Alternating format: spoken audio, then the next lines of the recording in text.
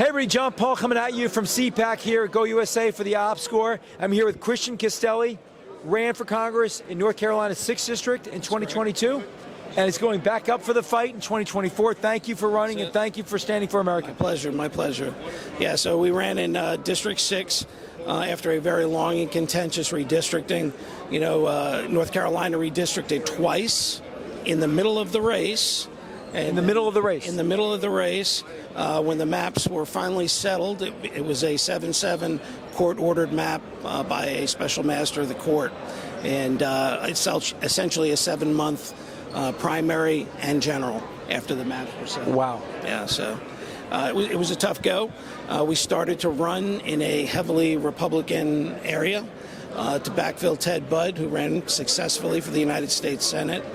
And the Democrats didn't like the map that was drawn by the state legislature. So they didn't like the 10-4. They didn't like the 9-5 map. And so they came out with the court-ordered 7-7, and that's exactly what they got in North Carolina, was a 7-7. Yeah, I don't know. I'm not a big fan of gerrymandering at all. I think it should be eliminated. There's got to be a better way.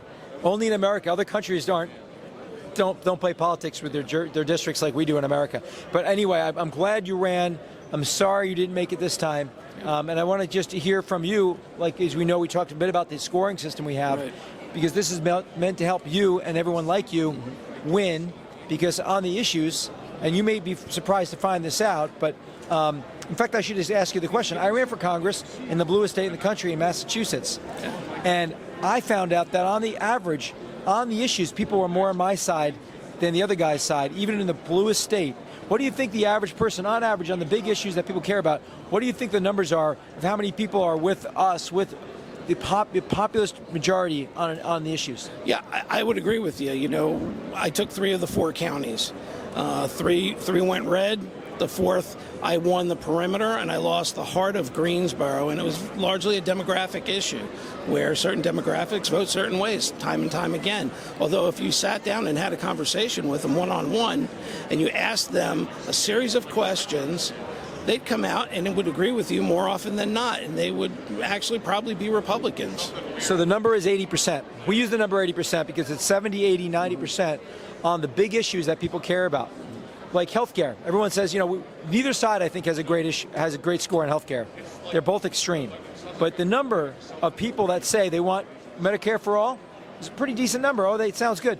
You know what the number is when they say it eliminates private healthcare? 90% of people are against it.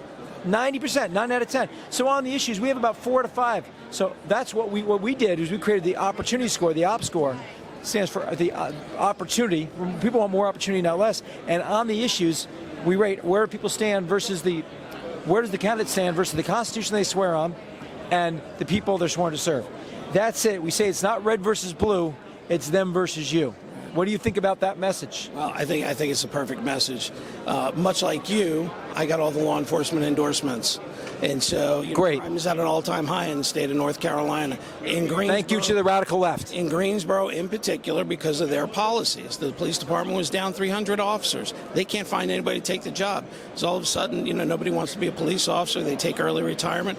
It's a thankless job, and it's because of the left's policies and these gutless DAs throughout our country. And so, you know, that particular issue, and it affects communities of color more, I don't understand it.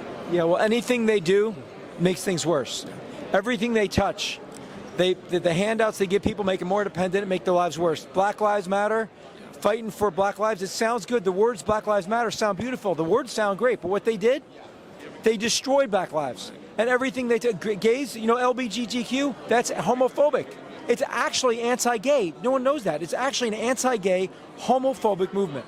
And everything they touch is the opposite of good, it's bad. So the idea here is we'd like to ask you, would you commit to taking the OppScore survey? Absolutely. I have a sense you do pretty good on it. Yeah, I think so. So we do a survey. I'm an America First guy, America First agenda guy, and I'm looking forward to taking the survey.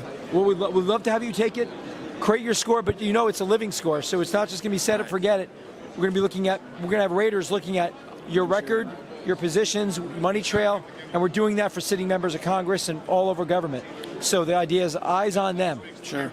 I retired from the military as an inspector general, fraud, waste, and abuse guy. So, Wow, thank you for violations of law, policy, regulation, fraud, waste, and abuse. So, I'm looking forward to taking this survey. Yeah, there's fraud, waste, and abuse. We're trying to root that out. My biggest regret is not making it into Congress, where I could have been sitting there helping Jim Jordan and Comer with all these investigations that are ongoing to put a stop to the madness. Okay, well, we're with you. Not because you're Republican, because we're not partisan, because you're standing for the people and the Constitution, which is your job. That's it. That's your job description, right? So we're the people in the Constitution. That's how simple it is at Go USA. So we're with you on that. We'd love to see get your survey done, and then anybody watching, we need citizen raiders. We call it the Special Agent Force, I like it. and the SAF, and the SAF is eyes on them, tracking all of the politicians 365 days a year. So we need 100 people. We have about the force 50%. We need another 50 agents. So if you're watching, sign up. Love it. Thank you, Christian. John. Take Thank care. you. God bless.